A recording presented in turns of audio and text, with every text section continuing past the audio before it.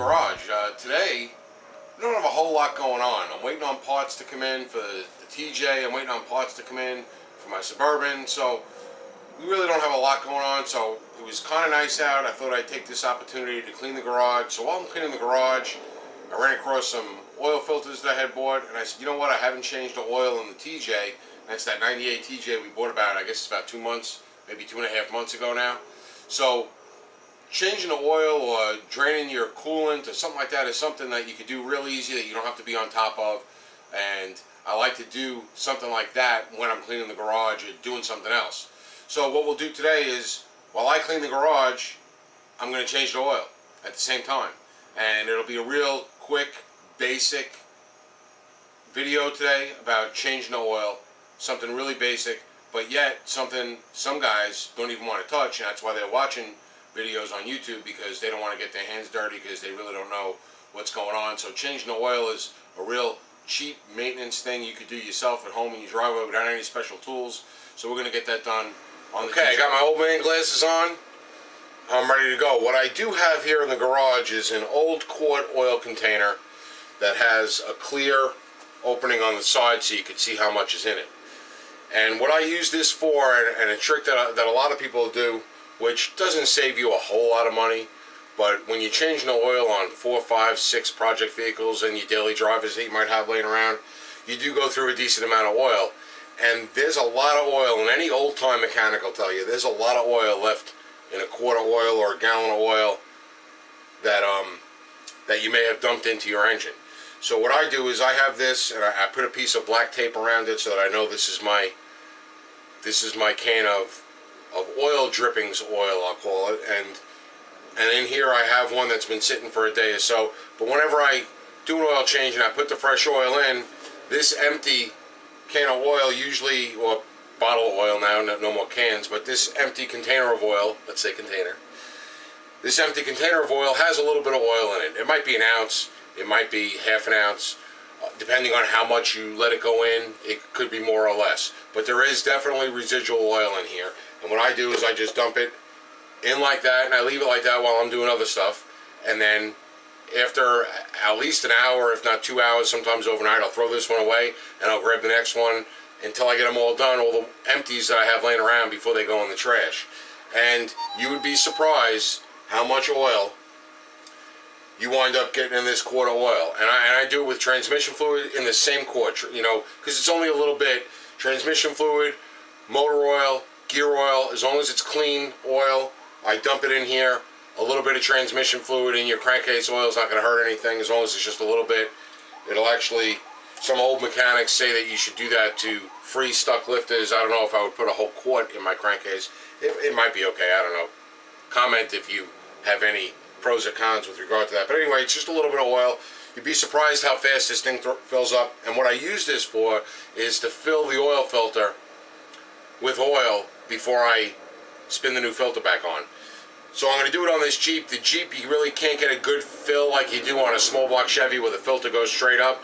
The Jeep, it's on an angle. So I usually just pour enough in to bring it up to the top of the filter, one shot, and then it makes its way down as it soaks into the filter membrane, and it's usually probably about a third of the way full after one shot, after it settles back down, which is pretty good on the Jeep because it's kind of on an angle. It's almost sideways, a little less than sideways, so you don't spill any when you're putting it in, as long as you spin it on nice and fast, but at least you have some oil in the filter so you don't get that dry startup again. So that's what I'm going to do. I'll get my filter out, and I take the oil from in here and I pour it into my filter. Well, alright, so down here I have my new filter. Stand it upright. Take the oil from my dripping container and I just pour it in. Not too slow, but relatively fast till it pops up the top. And now that it's in, it went all the way up to the top, now it's going to settle down. I'm just going to leave it any excess that I got over here. I grab it with my finger and I use that to lube my gasket. So I give my gasket a nice lube, and then I let this sit like this, and it's going to drain back down into the filter medium, and this way when I turn it a little more than sideways to get it into the spot on the engine, it's not going to leak out when I'm putting it in. That's why I didn't fill it all the way up. Like I said, on the small block Chevys or the filters that go in just like this, you can fill it all the way up, let it settle down, fill it more, let it settle down, let it fill it more, so it's completely full when you're putting it on. In the Jeep, because it goes in sideways like that, you can't do it. Well, while that oil filter is soaking up that oil that we poured into it, what I'll do now is I'll go over to the TJ and I'm going to start it up and let it warm up to operating temperature. It's always better to change your oil hot, even though you got the risk of touching hot stuff when you're down there pulling the drain plug. It's better to change that oil hot. Number one, the oil's thinner, so it flows out faster. Number two, the contaminants in the oil stay in suspension because the oil's been circulating, and it takes a while for it to settle back down. You want to get all those contaminants out, so it's always better to change your oil warm. So warm it up for 5 or 10 minutes, just let it reach operating temperature, shut it down, drain it. All right, well, under the car we got our drain pan. This 4-cylinder Jeep TJ. Got a 16mm combination wrench. Pretty much you get it, crack it loose. Alright, remember your oil is hot, so you want to be careful. You want to have this pan to the side the oil is going to come out, because it'll come out fast on you. I do have a rag in my other hand just in case I make a mess. But you kind of spin it by hand, holding it in, so that it doesn't fall out of your hand or come loose on you and you get oil all over the place. So once you got it where you know it's out and the oil's going to come out, you just want to grab it fast and you want to pull it away. You see how fast that hot oil comes out, and it's dirty. And it's a lot dirtier when it comes out hot than when it comes out cold, because like I said, those contaminants and all the sediment and anything like that, all the dirt in that oil is going to settle. You don't want it to settle, you want it to come down. So it's in suspension in the oil, and it all drains out. That's the easy part. Let the oil drain out. Let it drain, let it drain, let it drain. A lot of guys will pull that plug, the brunt of it will come out. As soon as it starts to get down to a drizzle, they'll put the plug back in. What happens? There's still oil in that engine, especially when it's hot. You got a good opportunity to get all that oil out. So what I do is leave it. That's why when you're cleaning the garage, doing something like the oil is the best thing to do, because warm it up, pull that plug, let the pan sit there for a while, go back and clean the garage, come back to it, a half hour later. You're not in any hurry. If you needed to go somewhere and you were in a hurry, then you have to do it the fast way. But this way, it's nice and easy. Let it drain for a while, go back to cleaning the garage. The only other thing you really need to do is check your drain plug gasket. Make sure the gasket's not cracked or beat up, or looking like it's torn. If it needs to be replaced, replace it. Some people recommend to replace it every time. I never found that necessary. I do have a couple of different sizes in the toolbox just in case I need one in a pinch, so I don't have to run to the parts store to get a drain plug gasket. They're pretty much universal in size, a couple different sizes. You just grab a pack of each. Maybe you'll wind up having 3 sizes laying around, and that'll cover you for 95% of what you're doing, especially if you're working on American cars, which I predominantly do.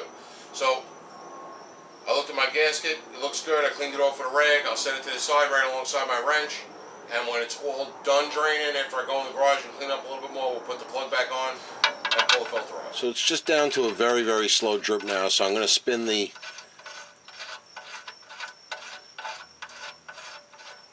oil drain plug back in. Just wipe any excess off with your rag, and then put your wrench on it.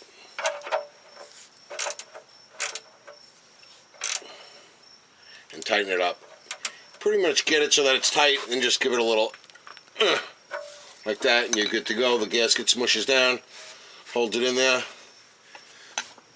and you're real good. You don't have to over tighten it, you don't have to make it crazy tight. I'm sure there's some kind of torque spec for it, but just make it tight and a little if you know what I mean. Now moving on to the oil filter, you can see how it's coming out the side of the engine.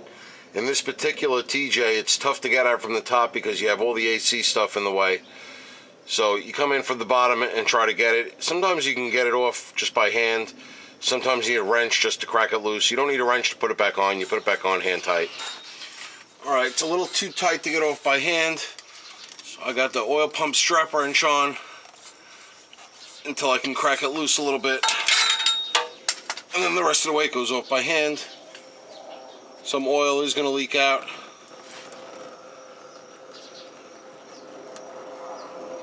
Much let it drip out. Once you crack it, you'll have that oil drip out. It's probably going to drip over stuff.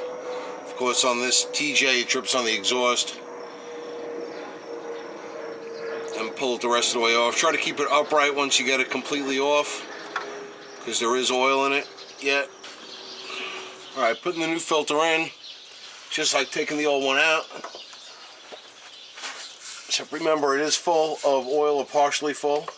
So you want to get it up on there as fast as you can and start to screw it in. The only thing that I left out to check for is when you pull that old filter down, to make sure that the rubber gasket that's on the filter stays on it and doesn't get stuck on the engine. If it does, you just got to pick it right off the engine. Just a little rubber gasket. Sometimes it'll get stuck on the engine, come off the oil filter, and you don't want to have two gaskets on there. So just make sure that comes off. You screw that oil filter in until it seats, and then you try to give it another 1/2 to 3/4 of a turn. And pretty much make it as tight as you can get it by hand. And that's plenty tight enough. Okay, real simple now. Get your oil ready, funnel, and a rag, and dump your oil in. Nice and easy.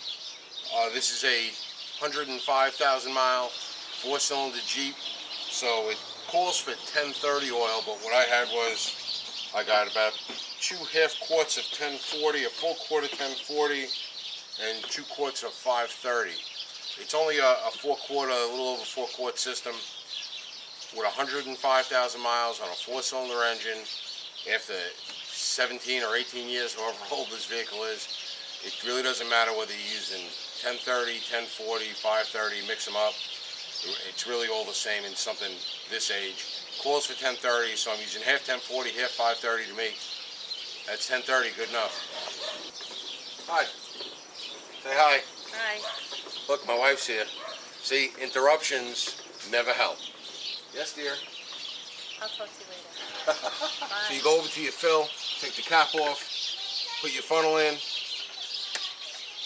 make sure that funnel's clean. Then you have your assistant, or your lovely assistant. Take the caps off. No, I got more people interrupting me now. Take the caps off, and you just dump it in. Like I said, pour it right in. Don't be shy. You don't have to let it hang out in here, because any oil that's left in that bottle, remember what I'm going to do with it. I'm going to put it into my drip container and save it for the next time.